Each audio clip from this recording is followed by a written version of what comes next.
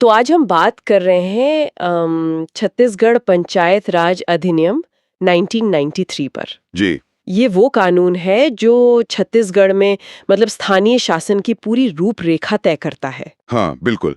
और कैसे विकास में लोगों की सीधी भागीदारी हो, ये भी। हमारे पास जो स्रोत हैं वो बताते हैं कि ये जमीनी लोकतंत्र के लिए एक बहुत अहम कड़ी है। सही कहा। असल में इसका जो मूल विचार है, वो शक्ति को ऊपर से नीचे लाना है, सीधे गांव तक, समुदायों तक। हम्म। ये स्थानीय स्वशासन की, कह सकते हैं, बुनियाद है। तो चलिए फिर समझते हैं कि ये व्यवस्था असल में काम कैसे करती है, इसकी खास बातें क्या हैं जी। और आम लोगों के लिए इसके मायने क्या हैं। अच्छा, सबसे पहले इसका ढांचा कैसा है, मतलब संरचना? देखिए, इसमें एक त्रिस्तरीय, मतलब 3 लेवल की व्यवस्था है। 3 लेवल। हाँ, सबसे नीचे गांव के लिए ग्राम पंचायत, ठीक है। फिर ब्लॉक लेवल पर जनपद पंचायत, ओके। और फिर सबसे ऊपर जिले के लिए जिला पंचायत। अच्छा। और हर पंचायत का कार्यकाल वो आमतौर पर 5 साल का होता है।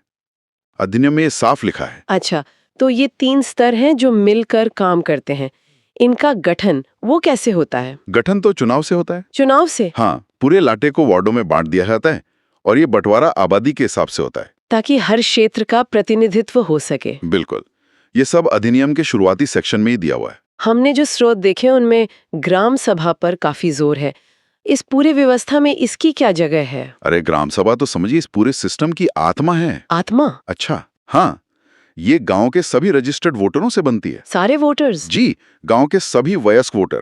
और इसका काम बहुत महत्वपूर्ण है, जैसे गांव के विकास की योजनाएं पास करना, सरकारी योजनाओं के लिए सही लाभार्थियों को चुनना। हाँ, ये जरूरी है। और पंचायत क्या काम कर रही है, ठीक से कर रही है या नहीं, उस पर भी नजर रखना। मतलब सीधे जनता की भागीदारी। और ये जो अनुसूचित क्षेत्र हैं, आदिवासी इलाके, वहां तो हमने पढ़ा कि ग्राम सभा को और भी ज्यादा अधिकार मिले हैं। ये सही है? हाँ हाँ, ये बहुत ही महत्वपूर्ण बात है। पैसा कानून के तहत, पैसा, हाँ। यानी पंचायत अनुसूचित क्षेत्रों पर विस्तार अधिनियम, इसके तहत आदिवासी बहुल इलाकों में ग्राम सभा को कई विशेष शक्तियां दी गई हैं। जैसे कि? जैसे गांव के जो छोटे तालाब हैं या दूसरे जल स्रोत, उनका मैनेजमेंट। अच्छा। गौण खनिज, मतलब जैसे रेत पत्थर वगैरह, उनके खनन पर नियंत्रण। जो स्थानीय हाट बाजार लगते हैं, उनका प्रबंधन। और यहाँ तक कि नशाबंदी लागू करने का अधिकार भी। ओह! ये सब उनकी स्वायत्तता और उनकी सांस्कृतिक पहचान बनाए रखने के लिए बहुत जरूरी है। ये अधिकार तो सच में काफी मायने रखते हैं। अब इतनी बड़ी व्यवस्था है तो इसमें समाज के सभी वर्गों की भागीदारी कैसे होती है? आरक्षण का क्या सिस्टम है? अधिनियम में इसका बहुत साफ प्रावधान है। SC, ST और OBC, अनुसूचित जाति, जनजाति और अन्य पिछड़ा वर्ग। हाँ, इनके लिए पंचायत सदस्य और अध्यक्ष दोनों पदों पर उनकी आबादी के अनुपात में आरक्षण है। ठीक है। और महिलाओं की भागीदारी, उसका क्या? महिलाओं के लिए तो कम से कम 50% सीटें आरक्षित हैं। 50%? जी हाँ, सदस्यों के लिए भी और अध्यक्ष पदों के लिए भी। ये तो बहुत बड़ी बात है। बिल्कुल। ये स्थानीय लीडरशिप में महिलाओं की बराबर की हिस्सेदारी पक्की करने के लिए एक बड़ा कदम है। एक्ट में कई जगह इसका जिक्र है। 50% महिला आरक्षण, ये वाकई अहम है।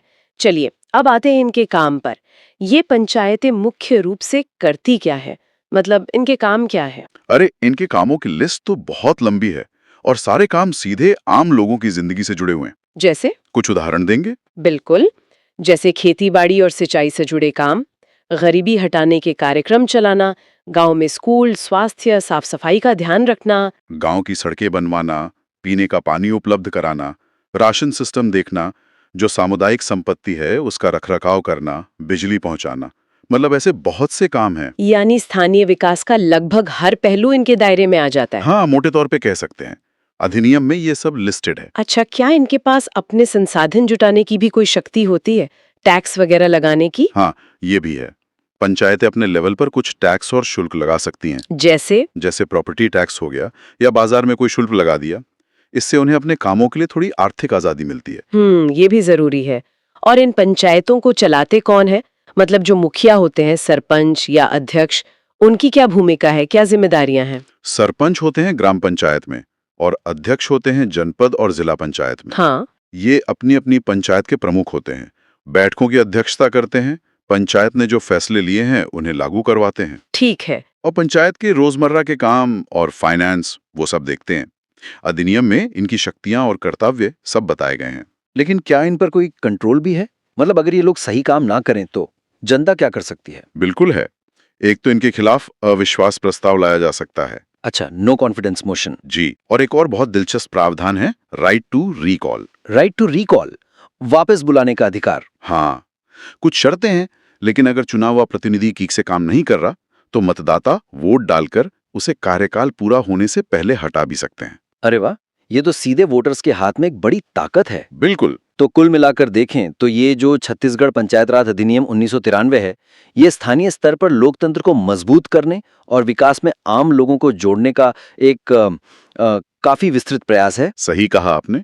इसका असल उद्देश्य यही है कि जो स्थानीय समुदाय हैं, वो अपने मुद्दे खुद समझें, अपनी जरूरतें खुद तय करें और फिर उनके समाधान में एक्टिव रोल निभाएं। इस पूरी बातचीत से एक सवाल मेरे मन में आ रहा है जी। कि कानून में तो सशक्तिकरण की इतनी सारी बातें हैं, इतने अधिकार दिए गए हैं, पर क्या ये सब वास्तव में जमीन पर उसी तरह से लागू हो पा रहा है? क्या गांव के लोग, स्थानीय समुदाय सचमुच उतनी शक्ति और आजादी महसूस कर पा रहे हैं जितनी इस कानून की मंशा थी? ये एक सोचने वाली बात है, नहीं? हाँ, ये सवाल तो बिल्कुल जायज है और इस पर विचार होना चाहिए।